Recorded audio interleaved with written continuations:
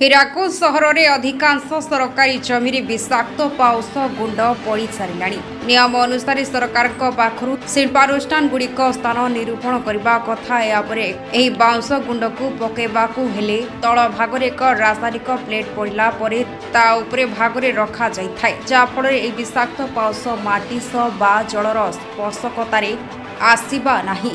ଏହି ନିୟମ ଅନୁସାରେ ରଖିବାକୁ ହେଲେ ଶିଳ୍ପାନୁଷ୍ଠାନଗୁଡ଼ିକର ଖର୍ଚ୍ଚ ହୋଇଥାଏ, ଯାହାକୁ ବଞ୍ଚାଇବା ପାଇଁ ଶିଳ୍ପ ମୁଷ୍ଟିମୟ ପରିବହନ କମ୍ପାନୀ ବାରକୁ ପରିବହନ ପାଇଁ ଦେଇ ହାତ ଛାଡ଼ି ବସୁଛି। ଏହି ସମସ୍ୟା ନେଇ ଅନେକ ସମୟରେ ହୀରାକୁଦରୁ ବିଭିନ୍ନ ଅନୁଷ୍ଠାନମାନେ ପୃଥକ ପୃଥକ ଭାବରେ ଯାଇ ଜିଲ୍ଲାପାଳ ଇବି ପ୍ରଦୂଷଣ ବିଭାଗରେ ଅଭିଯୋଗ କରିଛନ୍ତି। ଅଭିଯୋଗ ପରେ ପ୍ରଶାସନ ଶିଳ୍ପ ସପକ୍ଷରେ ରହୁଛି। ଏହାର ସିଧା ଉଦାହରଣ ପାଲଟିଛି ଗତ କିଛିଦିନ ଆଗରୁ ସେହିପରି ସିଲିପଥାର ଅଞ୍ଚଳରେ ଲମ୍ବ ଡୁଙ୍ଗରି ସରକାରୀ ଜମିରେ ପ୍ରାୟ 1 ଏକରରୁ ଉର୍ଦ୍ଧ୍ୱରେ ପକାଉଥିବା ସମୟରେ ଅଞ୍ଚଳବାସୀ ଜିଲ୍ଲାପାଳ ସହ ପ୍ରଦୂଷଣ ବିଭାଗରେ ଅଭିଯୋଗ କରିଥିଲେ। ଖାତା ନମ୍ବର 116 ପ୍ଲଟ ନମ୍ବର 8ରେ ଏହି ସମସ୍ୟା ହୋଇଥିଲା, ଯାହାକୁ ନେଇ ପ୍ରଦୂଷଣ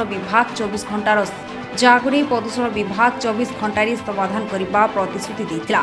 24 ଘଣ୍ଟାର ତଦନ୍ତ ପରେ ପ୍ରଦୂଷଣ ବିଭାଗ ଚିଠି ନମ୍ବର 3242 ମାଧ୍ୟମରେ 0.25 ଡିସିମିଲ୍ରେ ବିଷାକ୍ତ ପାଉଁଶ ଗଦା ଉପରେ 1,13,820 ଟଙ୍କାରେ ଜରିମାନା ଆଦାୟ ପାଇଁ ନିର୍ଦ୍ଦେଶ କରିଛନ୍ତି।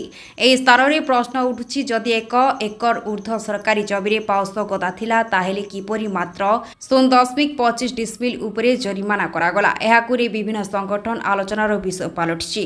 ସରକାରୀ ଜମିରେ ପଡ଼ିଥିବା ବିଷାକ୍ତ ପାଉଁଶ ସ୍ଥାନର ପାର୍ଥକ୍ୟକୁ ନେଇ ଆମେ ଆର୍ଆଇ ସୁଜାତା ପ୍ରଧାନଙ୍କୁ ପଚାରିଲା ଫଳରେ ଆମକୁ ଜଣାଇଲେ, ଆମକୁ କୌଣସି ସରକାରୀର ସ୍ତରକୁ ମାପଚୁପ ପାଇଁ ଆସିନି। ସବୁଠାରୁ ବଡ଼ କଥା ହେଲା, ପ୍ରଦୂଷଣ ବିଭାଗ କିପରି ଆକଳନ କଲା ଏହା 0.25 ଡିସିମିଲ୍।